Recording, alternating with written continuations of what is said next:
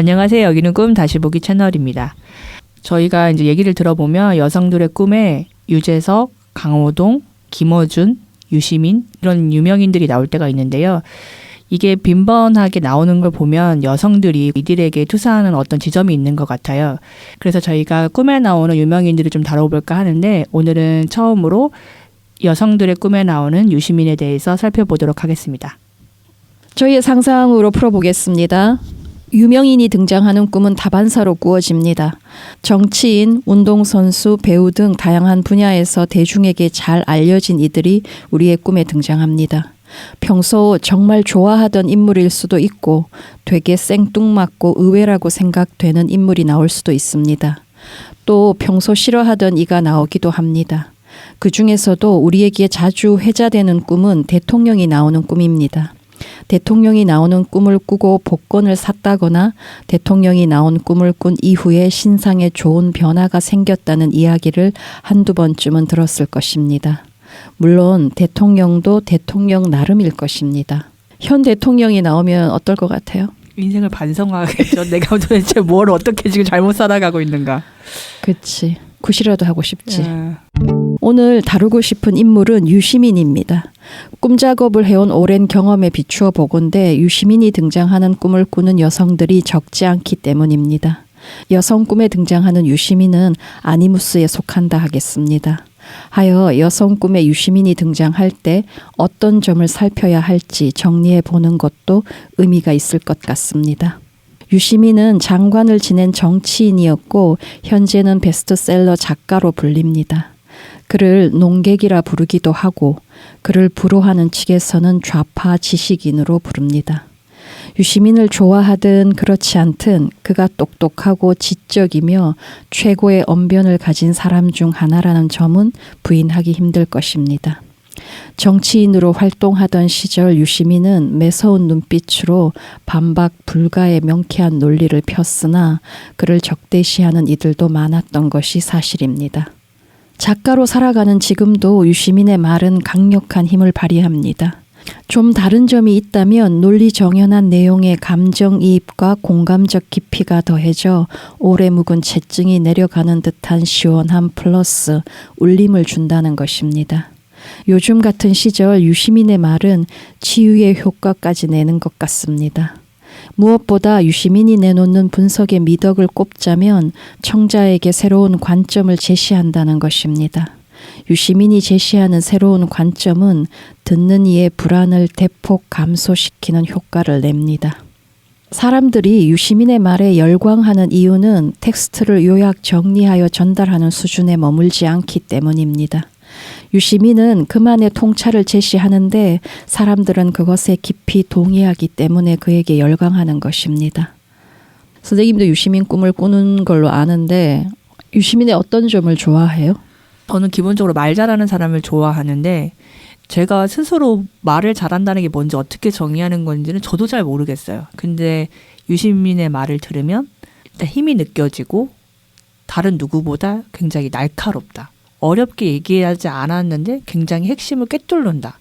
어떤 주제에 대해서 얘기를 하면 듣는 사람이 누구든 간에 그 듣는 사람과 그 주제의 핵심을 바로 이어주는 것 같다. 그런 생각이 들어요. 그러니까 굉장히 똑똑하다. 근데 제가 그렇게 생각을 하면 그 똑똑함이 지금 나로서 가닿을 수 있을까? 하면 굉장히 멀게 느껴져요. 나랑은 굉장히 내가 어떤 노력을 해서 나도 저러한 똑똑함을 가질 수 있다고 생각하나라고 스스로에게 물어보면 그건 좀 아닌 것 같다. 막 1년에 그 몇 년간의 뭐 많은 지식인이나 엘리트 이런 사람들의 뭐 어두운 면도 막 드러나고 보잘것없는 면도 보고 막 이랬지만 그 유시민이 가지고 있는 그 똑똑함에 대해서는 제가 굉장히 큰 벽을 느끼는 것 같아요. 유시민의 힘은 그런 것 같아. 이렇게 댓글을 보면 그래 저 얘기가 바로 내가 하고 싶었던 얘기야.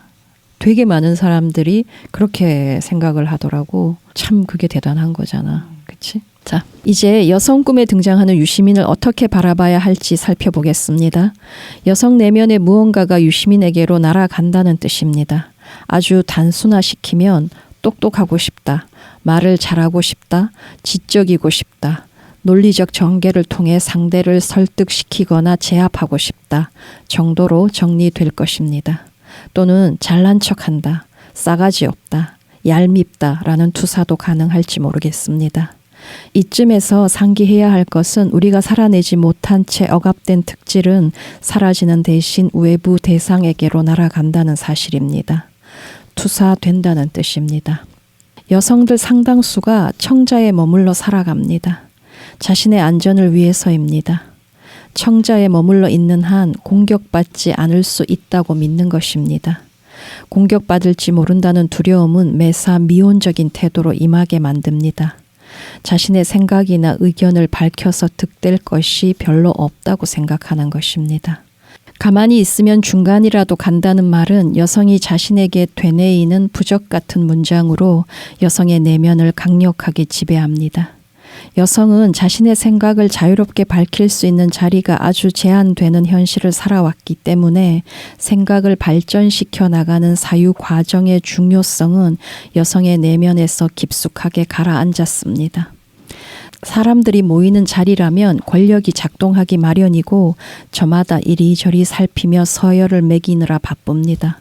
자신의 자리는 과연 어디쯤에 위치하는지 가늠해 보는데 여성이라면 금세 알게 됩니다. 자기 표현이 허용되는 자리가 아님을 말이죠. 여성의 자유로운 자기 표현을 허용하는 자리는 극히 드물다 하겠습니다. 치유 모임으로 모이는 수많은 여성들이 그에 대한 증거라 하겠습니다. 꿈 모임이든 뭐 글쓰기 모임이든 이런 걸 통해서 이 내면 작업에 대해 알게 됐는데 대부분 사실 여자고 누구나 동등하게 이제 발언권을 갖고 이제 얘기를 하잖아요. 아마 특히 대부분이 여자라서 꼭 발언권이 주어지지 않아도 그것 자체로서 편안함을 느꼈던 것 같아요. 그러니까 그런 자리를 이제 처음 만나게 되니까 말을 하게 되는데 내면 작업이니까 자신의 속마음을 솔직하게 얘기하는 자리인데 그런 게 처음이니까 거의 말하는 수준이 정말로 깐난애기가 말 처음 트이듯이 중구난방이고 근데 말도 제대로 안 나왔다가 또 막 말했다가 울었다가 막 그랬던 것 같아요. 가부장 사회에서 여성은 계도의 대상에 지나지 않습니다. 계도의 대상은 자유로운 의견 개진이 어렵습니다. 계도의 대상으로 산다는 것은 청자로 살아가라는 명령을 수행하는 이와 다르지 않습니다. 여성은 그 기대에 부응하려고 애를 쓰는데 그로써 안전을 보장받을 수 있다고 믿기 때문입니다. 여성에게 허용되는 것은 동의나 동조와 관련되는 추임새와 맞장구, 격려나 위로의 표현들입니다. 그 범위를 벗어나는 말들이 출력될 수 있는 상황은 좀채로 드물다 하겠습니다. 유시민의 말을 듣다 보면 저 사람이 평소 얼마나 많은 궁리를 할까 그 고민이 전해집니다. 현상을 넘어 본질을 꿰뚫는 통찰적 시선은 궁리를 거듭한 결과입니다. 그런데 여성스러움이라고 할 때 여성스러움은 적극적 의사표시나 자유롭고 당당한 의견 개진과는 관련이 적습니다. 때문에 여성들이 글쓰기에 대해 가지는 열망은 여성이 살아가는 현실에 대한 보상 심리로 작동하는지 모릅니다. 여성의 내면은 밖으로 표현되지 못한 이야기들로 꽉 차 있는 것만 같습니다. 귀머거리 3년, 벙어리 3년은 흘러간 옛말이 아닙니다. 오늘을 살아가는 한국 여성의 내면도 지배하고 있습니다. 들어도 못 들은 척, 말 못하는 이로 지낼 때 여러모로 안전하고 이롭다고 생각하는 여성들은 의외로 차고 넘칩니다. 집단에서 배제되거나 소외될 염려를 크게 줄인다고 생각하는 것입니다. 그렇게 억압된 것들은 외부 대상에게 투사되는데 그런 식의 투사가 위험을 초래하는 경우도 잦습니다. 암탉이 울면 집안이 망한다. 여자 목소리가 담장을 넘어서는 안 된다는 속담도 약간씩 변주되어서 여성의 내면을 지배하고 있습니다. 자각하지 못할 뿐입니다. 본질은 그렇습니다. 여성에게 있어서 확실한 의견 표명은 위험한 상황에서 신분 노출을 감행하는 것과 같습니다. 하여 반대에 부딪히고 공격이 들어올 것을 예상하면서도 자신의 생각을 분명하게 밝히는 그 소신은 내면 깊숙하게 억압되어 형상화되니 유시민이 되는 것입니다. 아까 제가 투사했던 유시민 날카로움 그것이 여기에서 기인하는 것 같아요. 그러니까 유시민의 똑똑함이 내가 가져올 수 없는 것이다라고 느끼는 그 거리감이 이 말에 대입해 보면 내가 비판을 감당하고서라도 그러니까 조금의 미움이라도 감당하고서라도 내 생각을 말할 수 있는가, 내가 한 번도 해오지 않았던 것들, 그 공백이 딱 내가 유시민과 느끼는 거리감 그만큼인 것 같아요. 그렇다면 확실한 의견 표명이나 의견 개진을 살아내지 않으려 할 때 어떤 일이 벌어지는가? 오늘날의 사회에서는 남녀의 직업 구분이 거의 사라졌습니다. 전문성을 가지고 협력하거나 경쟁해야 한다는 뜻입니다. 그러할 때 여성 자신의 말이 힘을 발휘하지 못한다면 그것은 곧 경쟁에서의 도태를 의미하는 것입니다. 매불쇼라는 유튜브 채널이 있는데 그중 시네마 지옥이라는 코너를 즐겨봅니다. 4명의 남성 평론가가 나와 영화를 비평하는 코너입니다. 그들은 영화평을 할 때 거침이 없고 가차 없습니다. 창작자의 입장에서는 가혹할 정도의 비판이지만 영화를 선택하는 쪽에서는 믿고 참조하게 되는 것입니다. 분명한 이유를 제시하는 솔직한 평은 재미와 더불어 신뢰를 주기 때문입니다. 김어준의 뉴스공장에도 영화를 소개하는 코너가 있습니다. 이 코너는 여성 영화 평론가와 남성 영화 평론가가 나옵니다. 그런데 어느 순간부터 이 코너를 건너뛰게 되는 것입니다. 분명 영화 평론가는 둘인데 시네마 지옥에도 출연하는 그 남성 평론가의 영화평만 참조하게 되더라는 것입니다. 김어준은 그가 견지하는 태도에 대해 영화 취향이 분명하다고 평합니다. 그렇습니다. 그는 영화에 대해 불호하는 이유를 분명하게 제시하여 우리의 선택을 돕습니다. 반면 여성 평론가의 영화평은 여러모로 아쉽기만 한 것입니다. 좋게 말해서 둘이 뭉실하다고 할 수 있는데 부정적 평을 할 때는 그 정도가 더욱 심해져 그녀의 의견은 별다른 힘을 발휘하지 못하는 것입니다. 그녀는 부정적 의견을 내야 할 때 언제나 주저하고 망설이면서 웃음으로 뭉개버립니다. 거기에는 물론 생존 이슈 플러스 여러 이유가 작동할 것으로 생각되지만 그런 태도는 아쉽습니다. 그녀는 김어준의 툭툭 던지는 식의 영화평에 감탄하거나 놀라는 추임새를 넣으며 호응을 잘합니다. 실제 그녀의 영화평보다 김어준의 툭툭 던지는 영화평이 더 유용한 참조가 되는 것도 사실입니다. 호불호에 대한 거침없는 표현은 남성에게만 허용된다는 믿음이 그 여성의 내면을 지배한다는 뜻입니다. 하여 그 여성 영화 평론가의 말은 거의 아무런 힘도 발휘하지 못하는 것 같습니다. 그렇다고 남성 평론가들의 영화평이 전적으로 믿을 만한 것도 아닙니다. 그 남성 영화 평론가의 평에 기대어 영화를 봤다가 영화가 기대 이하라 낭패감을 느낀 적도 있고 그래서 다음부터는 매불쇼의 시네마 지옥을 보고 다양한 의견을 참조해서 영화를 골라야겠다고 생각한 적도 있습니다. 그럼에도 그 여성 평론가의 영화평을 참조할 생각은 없다는 것입니다. 남들 다 하는 평이한 이야기만 하는 것처럼 생각되기 때문입니다. 여성은 이유와 근거를 제시하면서 의견을 피력하는 데 망설입니다. 분명한 의견 피력은 안전을 해친다고 생각하기 때문일 것입니다. 남성의 의견에 기대게끔 하는 사회 분위기는 그렇게 공고해져 유지되는지 모릅니다. 자신의 전문 분야에서조차 그러한 태도를 취하는 이를 볼 때 여간 씁쓸하지 않습니다. 물론 여성의 역할은 분위기를 봐가며 추임새를 넣고 맞장구를 치는 청자에 있다고 한다면 그리고 그로써 생존을 도모하겠다면 물론 그렇게 해도 됩니다. 다만 전문가의 길을 갈 수 없다는 것입니다. 그게 제일 슬프네요. 그러니까 다른 거 다 자체하고 내 전문 분야에서마저 그 전문성이 무뎌진다. 전문성이라고 내세울 만한 게 없어진다. 그것이 없어진다는 거를 막 느낄 때 되게 좌절감도 느끼고 그러지 말아야지 막 하면서도 현실에서 타협하게 되고 기만하게 되는 것 같아요. 내가 적당히 맞추고 상대방의 말을 들어주고 위로해주고 이런 것만 해도 사실은 굴러가는 게 꽤 많으니까 편안하게 굴러가니까. 거기에 만족할 수 있다면 괜찮지 뭐 그것도 그 삶도.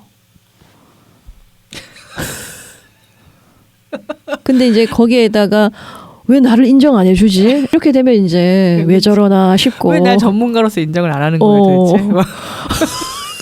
글을 쓸 때 왜 날 전문가로서 인정 안 하는 거야 도대체? 할 때는 막 상대방을 막 탓하게 되는 거예요. 근데 돌이켜보면 아 진짜로 내가 하는 말의 근거를 내가 진지하게 얼마나 스스로 점검해봤나 라고 그걸 하면 그쵸 할 말이 없죠. 네. 네. 유시민의 언변을 긍정적으로 바라보는 이들은 그 명쾌한 논리 전개가 사이다 같은 시원함을 준다고 말합니다. 그러니까 유시민의 언변은 명쾌하여 시원함을 줍니다. 뭐냐면 여성의 내면에서 그러한 특성이 유시민으로 창조되는 이유는 여성 이고가 그 특성을 살아내기를 거부하기 때문입니다. 두려워 억압한 탓입니다. 뭐냐면 여성 이고가 명확한 이유나 증거를 제시하면서 의견을 분명하게 밝히는 것을 대단히 위험한 일로 간주하고 그에 대해 저항한다는 뜻입니다. 혹여라도 공격의 빌미만 제공하는 것은 아닌지 조심을 기하는 것입니다. 여성으로서는 언제나 안전을 최우선으로 고려하며 살아온 탓입니다. 그러니까 촌철살인 같은 사자성어는 언감생심 바랄 수도 없는 것입니다. 그것은 남성의 전유물로 생각될 뿐입니다. 굳이 긴 설명을 하지 않아도 가슴이 답답하다 하면 여성은 그 심정을 대번에 알아듣습니다. 저마다 마음에만 담아둔 채로 꺼내지 못한 것들이 너무도 많기 때문입니다. 시네마 지옥에 나오는 4명의 남성 평론가들이 주는 재미 중 하나도 바로 이 시원함입니다. 거침없이 표현할수록 시원함이 커지는 것도 사실입니다. 어쩌면 시네마 지옥의 남성 평론가 4명이 만들어내는 시원함을 유시민은 단독으로 그것도 가장 성숙하게 소화하는지 모릅니다. 여성들로부터 투사를 받는 이유는 거기에 있을 것입니다. 여성으로서는 시원함의 제공자나 공급자를 살아내기란 불가능에 가깝다고 생각하는지 모릅니다. 때문에 의식으로 가져와 통합하려는 노력보다는 내면의 유시민에 다 떠넘겨 둔 상태로 지내는 것입니다. 여성은 시원하다 싶을 정도로 표현해본 경험이 아주 적습니다. 하물며 자신의 전문 분야에서조차 주저해야 되고 망설여야 하는 것입니다. 적지 않은 여성들이 과도한 감정이입이나 감정적 대응과 거리를 두면서 분명한 어조로 자신의 논리를 펴는 소신을 내면의 유시민에게로 넘긴 상태로 살아갑니다. 뭐냐면 여성 이고는 감정적으로 대응하고 있을 공산이 크다는 것입니다. 그런데 마음에 담아두고 있기만 할 때도 어떤 식으로든 밖으로 삐죽거리는데 다분히 파괴적입니다. 유시민은 한때 오해와 미움도 많이 받던 정치인이었고 상황이 좀 나아졌을지 모르나 그를 싫어하는 이들은 여전히 존재합니다. 자신의 생각을 명확하게 밝히는 이들은 그것을 감수하며 살아가는 것입니다. 유시민이 단순히 똑똑하고 말 잘하는 사람, 여성이 그런 걸 원한다 에서 더 들어가서 여성들이 전문성을 살아내고자 할 때 그 유시민이 가지고 있는 것을 끌어와야 된다. 그 부분이 제일 와닿았고 그런 측면에서 내 꿈을 한번 다시 봐야겠다. 좀 이런 생각이 드네요. 네, 오늘 얘기는 여기서 마치고 다음 시간에 다른 이미지로 찾아오겠습니다. 감사합니다.